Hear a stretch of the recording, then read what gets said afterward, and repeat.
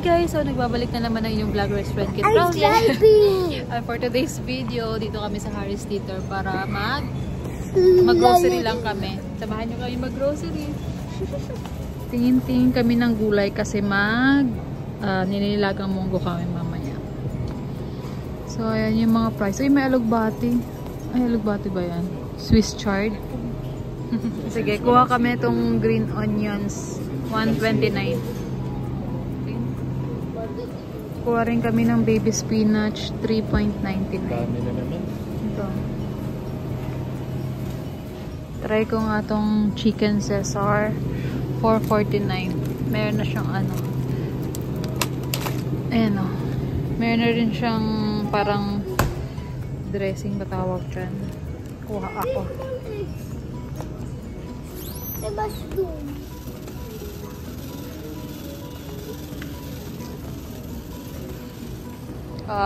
Ito na lang, mas mura. Kuha na lang kami ito, 10.99. Bubba Burger. Natural turkey burger.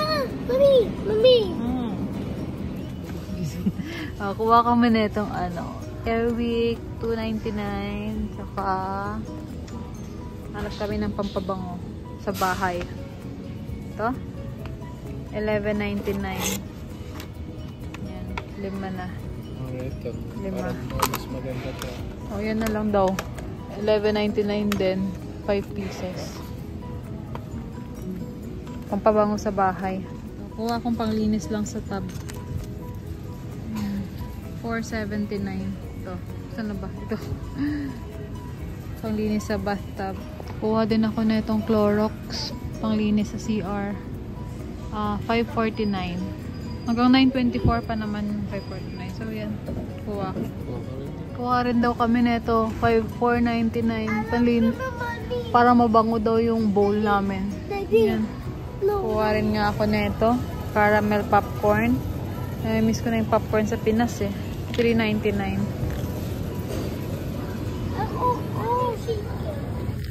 Kuha kami dito ng pagkain. Natamad na kami magluto. Ayun. Asian bar, 11.99. And may sweet and sour, meatball, stir fry, bean, fried chicken, egg roll, dumpling, spring roll.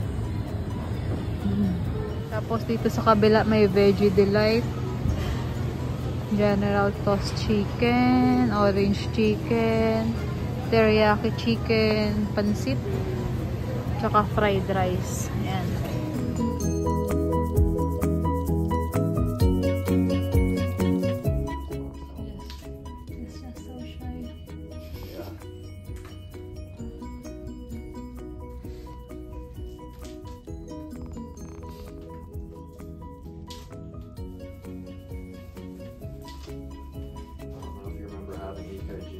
But you don't feel anything except how cold the stickers are.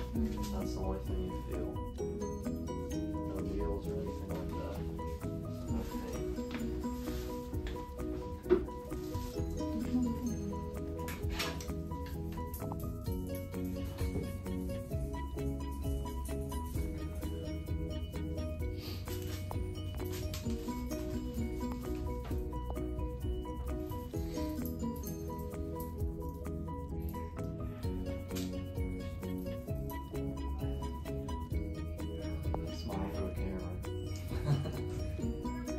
Nagpunta rin pala kami kanina sa cardio kasi dito kasi kapag nag-school na yung mga bata, kailangan nila magpa-medical, dental check-up, ganyan.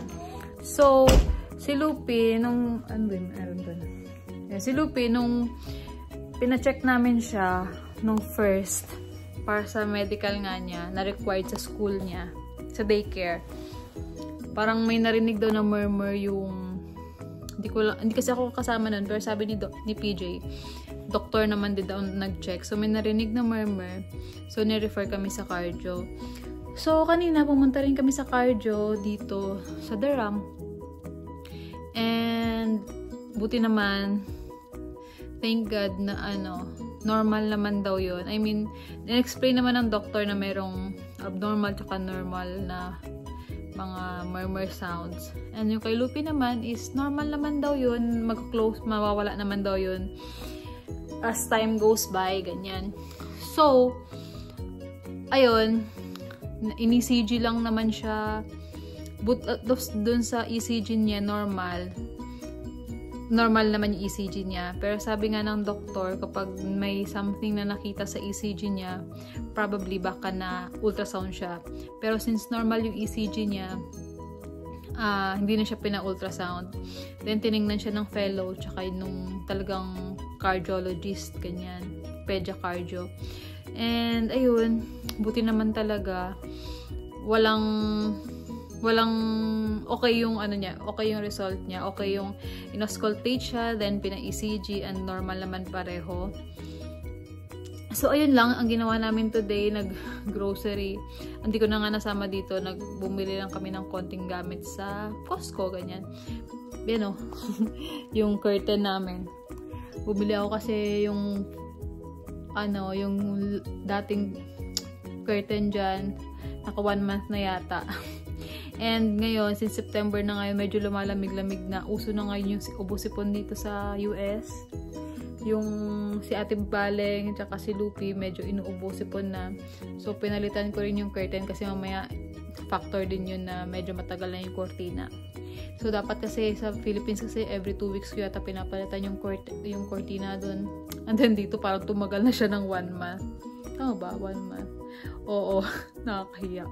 So, ayun lang guys. Thank you for watching this video. Samahan nyo naman kami tomorrow ulit. Ay, tomorrow. Thursday kasi ngayon dito eh. So, sa Saturday, mag-Walmart kami. Tingnan natin yung Walmart haul naman kasi may mga nagre-request ng mga pakita daw yung mga price, ganyan. So, tingnan natin kung ano yung mabibili natin sa Walmart sa Saturday. So, ayun lang guys. Thank you for watching this video. Bye!